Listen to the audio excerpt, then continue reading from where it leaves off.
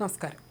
നടിയെ ആക്രമിച്ച കേസിൽ കുറ്റവിമുക്തനായ ദിലീപ് തനിക്കെതിരെ ഗൂഢാലോചന നടന്നുവെന്നും പ്രത്യേക അന്വേഷണ സംഘം സർക്കാരിനെ തെറ്റിദ്ധരിപ്പിച്ചുവെന്നും ആരോപിച്ചിരുന്നു. വിധിപകർപ്പ് ലഭിച്ച ശേഷം നിയമ നടപടിയിലേക്ക് നീങ്ങുമെന്നും ദിലീപ് പറഞ്ഞിരുന്നു. 6 പ്രതികളെ അറസ്റ്റ് ചെയ്ത ശേഷം കേസിൽ ഗൂഢാലോചനയില്ലെന്ന് മുഖ്യമന്ത്രി തന്നെ പറഞ്ഞതാണ്. അതിനുശേഷം മുഖ്യമന്ത്രിയെ ചില ഉദ്യോഗസ്ഥർ തെറ്റിദ്ധരിപ്പിച്ചു. ഈ കാര്യങ്ങളെല്ലാം സർക്കാർ അന്വേഷിക്കണമെന്നും ദിലീപ് ആവശ്യപ്പെട്ടിരുന്നു.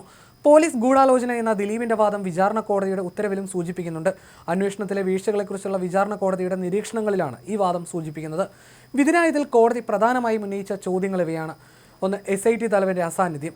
ദിലീപിനെ ചോദ്യം ചെയ്യുന്ന സമയത്ത് അന്നത്തെ ഇൻസ്പെക്ടർ ജനറൽ ഓഫ് പോലീസ് പ്രത്യേക അന്വേഷണ സംഘം തലവൻ ദിനേന്ദ്ര കശ്യപിന്റെ അസാന്നിധ്യം. അതേസമയം ടീമിന്റെ സൂപ്പർവൈസറി ഓഫീസറായിരുന്ന അന്നത്തെ additional director general of police B. സന്ധ്യ ചോദ്യം ചെയ്യലിന് ഹാജരായിരുന്നു.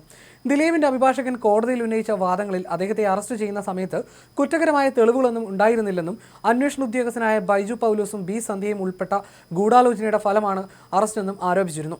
SIT തലവൻ കശ്യപായിരുന്നിട്ടും ദിലീപിനെ ചോദ്യം ചെയ്യുന്ന സമയത്ത് അദ്ദേഹം സ്ഥലത്തുണ്ടായിരുന്നില്ലെന്നും ബൈജു പൗലോസ് കോടതിയിൽ സമ്മതിച്ചു. എന്നാൽ സന്ധ്യയുടെ സാന്നിധ്യം അദ്ദേഹം സ്ഥിരീകരിക്കുകയും ചെയ്തു. സംസ്ഥാന പോലീസ് മേധാവിയുടെ കത്താണ് മറ്റൊന്ന്. അന്നത്തെ സംസ്ഥാന പോലീസ് മേധാവി TP സെൻകുമാർ 2017 ജൂൺ 27 പുറത്തിറക്കിയ ഒരു കത്ത് കോടതി ശ്രദ്ധയിൽപ്പെടുത്തി. ഫീൽഡ് തലത്തിലെ സംഭവ വികാസങ്ങൾ, ശേഖരിച്ച തെളിവുകളുടെ മൂല്യം, ഭാവി നടപടികൾ എന്നിവയെക്കുറിച്ച് ടീം ലീഡറെ അറിയിക്കണമെന്ന് കത്തിൽ ഊന്നി പറഞ്ഞിരുന്നു. അങ്ങനെ ചെയ്യാത്തത് അനാവശ്യമായ വിവാദങ്ങളിലേക്ക് നയിക്കുമെന്നും സംശയം തെളിവിന് പകരമാകില്ലെന്നും കത്ത് അടിവരയിട്ടിരുന്നു. ഈ കത്ത് നൽകിയ ശേഷവും ചോദ്യം ചെയ്യലിൽ SIT തലവൻ പങ്കെടുത്തില്ലെന്ന് റെക്കോർഡുകൾ വ്യക്തമാക്കുന്നുണ്ടെന്ന് കോടതി നിരീക്ഷിച്ചു. SIT മേധാവിയുടെ അസാന്നിധ്യത്തിന്റെ കാരണം പ്രോസിക്യൂഷൻ വിശദീകരിച്ചിട്ടില്ല എന്നും കോടതി പറഞ്ഞു. കേസിന്റെ ഗൗരവ സ്വഭാവം പരിഗണിച്ച് നിർദ്ദേശങ്ങൾ SIT മേധാവിയിൽ നിന്നാണ് വരേണ്ടിയിരുന്നതെന്നും കോടതി ചൂണ്ടിക്കാട്ടി. ദിലീപിന് ചോദ്യം ചെയ്യലിനായി ഔദ്യോഗിക അറിയിപ്പ് നൽകിയില്ല എന്നും കോടതി നിരീക്ഷിച്ചു. ചോദ്യം ചെയ്യലിന്റെ യഥാർത്ഥ ഉദ്ദേശം ദിലീപിനെ നേരിട്ട് അറിയിച്ചില്ലെങ്കിലും അദ്ദേഹത്തിന്റെ സാന്നിധ്യം ഉറപ്പാക്കുക എന്നതായിരുന്നു ഉദ്ദേശമെന്ന് കോടതി പറഞ്ഞു.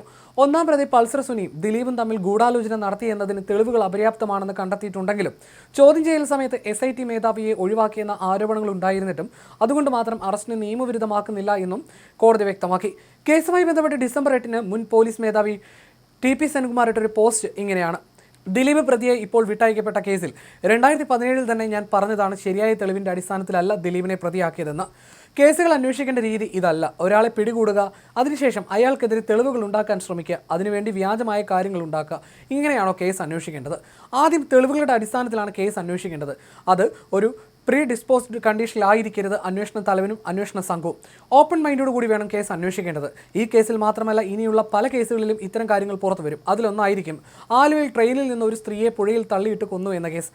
നമ്മൾ പോലീസ് ഉദ്യോഗസ്ഥർ സത്യസന്ധരായിരിക്കണം. ഞാൻ അന്വേഷിക്കുന്ന കേസിലെല്ലാം ഞാൻ പറയുന്നവരാണ് പ്രതികൾ എന്നല്ല പറയേണ്ടത്. അതിലെ തെളിവുകൾ എന്തെല്ലാമാണ്, അതിൻ്റെ അടിസ്ഥാനത്തിലാണ് കേസ് മുന്നോട്ട് പോകേണ്ടത്. കള്ളത്തെളിവുകൾ ഒരിക്കലും ഉണ്ടാക്കരുത്. എൻ്റെ കേസ് അന്വേഷണങ്ങളിലും ഞാൻ മേൽനോട്ടം വഹിച്ച കേസുകളിലും ഞാൻ കൃത്യമായി പാലിച്ചിട്ടുള്ളതാണ്. ഇല്ലാത്ത തെളിവ് ഉണ്ടാക്കാൻ പോലീസ് പോകരുത്. ഇതാണ് എൻ്റെ അഭിപ്രായം. ദിലീപിനെ പറ്റി 2017 ഞാൻ പറഞ്ഞതും ഇതേ അടിസ്ഥാനത്തിലാണ്. ഞാൻ 2017 എനിക്ക് ലഭിച്ച അറിവുകൾ വെച്ച് ഇതേ അഭിപ്രായം പറഞ്ഞിരുന്നു. അന്ന് ദിനേന്ദ്ര കശ്യപും സുദർശനും മാത്രമേ എന്നോട് സംസാരിച്ചിട്ടുള്ളൂ. മറ്റ് സീനിയർ ഓഫീസർമാർ ആരും എന്നോട് സംസാരിച്ചിട്ടില്ല. കാരണം ഞാൻ സ്റ്റേറ്റ് പോലീസ് ചീഫായി 2 മാസത്തേക്ക് മാത്രം തിരിച്ചു വന്നതുകൊണ്ട്. എന്നിരുന്നാലും കേസ് ഇങ്ങനെയാണെന്ന് അന്ന് തന്നെ എനിക്ക് മനസ്സിലായി. അതുവരെയുള്ള തെളിവുകളിൽ ദിലീപിനെ ഈ സംഭവവുമായി ബന്ധിപ്പിക്കുന്നതൊന്നും കണ്ടെത്തിയിരുന്നില്ല. Relevant and admissible evidence. സത്യസന്ധതയ്ക്കല്ല, സ്വന്തം പ്രാമാണികത്തിനാണ് പ്രാധാന്യമെന്ന് വിശ്വസിക്കുന്ന ചില ഓഫീസർമാരുണ്ട്. അതുകൊണ്ടാണ് പല കേസുകളും ഇങ്ങനെയാകുന്നതെന്നായിരുന്നു അദ്ദേഹത്തിൻ്റെ കുറിപ്പ്.